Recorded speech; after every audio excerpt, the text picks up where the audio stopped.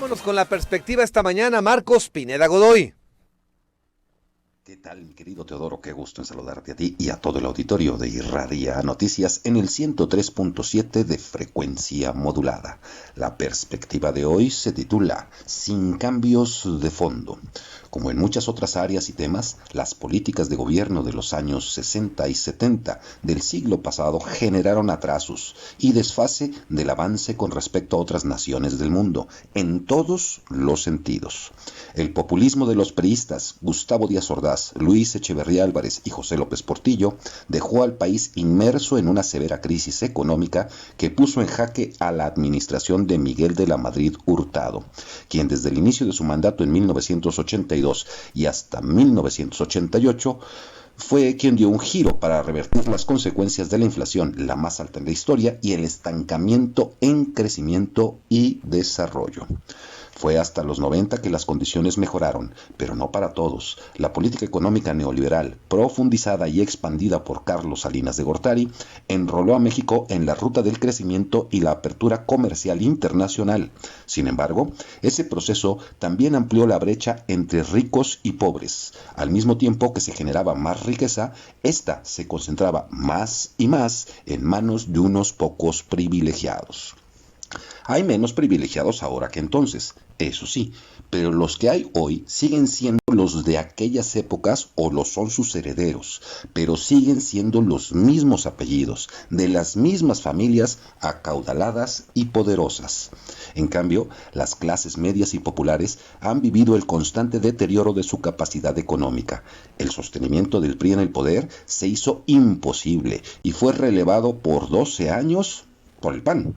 Y aunque el estilo más de tipo gerencial ya en sus últimos días de moda y el marketing basado en la idea del cambio desplazaron al discurso de la revolución, de fondo el sistema siguió siendo el mismo.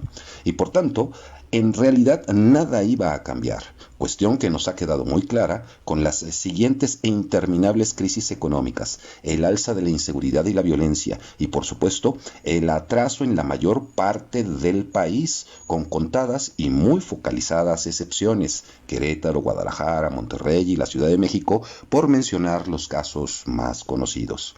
Sin embargo, en términos reales, México ha seguido siendo un país atrasado, muy desigual, con más recursos que otros países del tercer mundo, pero con una mayor concentración de la riqueza, pocas oportunidades de movilidad social, capacidad de ahorro o de inversión.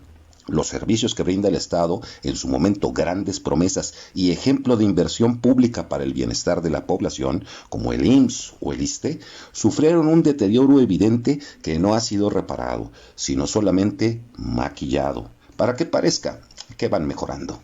Comenzó ya la segunda parte del sexenio de Andrés Manuel López Obrador, cobijado en el discurso de la transformación, con una serie de cambios que no afectan de fondo al sistema, sino que lo colocan de regreso al populismo del régimen hegemónico priista del siglo XX.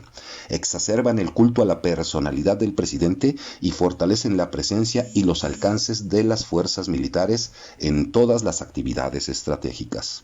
Lo de menos, que es en lo que más están poniendo atención la mayoría de los analistas, es si sube o baja la popularidad de AMLO. Lo verdaderamente importante para analizar no es eso, sino las condiciones reales en que está dejando a la economía nacional, el creciente papel político de las Fuerzas Armadas en su gobierno, que nos vendieron bajo la idea de que están informando al pueblo, y la polarización inquisitiva, ese velado discurso de odio que Andrés Manuel dicta todos los días y que no tendrá otro final que la producción de violencia, ya que las palabras de odio se transforman de manera natural en acciones de odio. Y para iniciados, ya habíamos comentado sobre el fin de la luna de miel en el Congreso local. Ahora pasamos al tiempo de los enfrentamientos políticos, las negociaciones y las luchas por el poder. Si nos quieren contar el cuento de que es por el bien de la democracia y del pueblo, no se los vamos a creer. La destitución de la presidenta de la Junta Política y de Gobierno, Paola Cruz Torres, no es un asunto menor. Pero ya veremos qué pasa hoy y si de verdad ponen orden en ese conflicto de poder y recursos entre los 9 gobiernistas y los 11 opositores. Mañana comentaremos al respecto. Por lo pronto, que tengan todas y todos un excelente inicio de semana y no se olviden que la información es poder.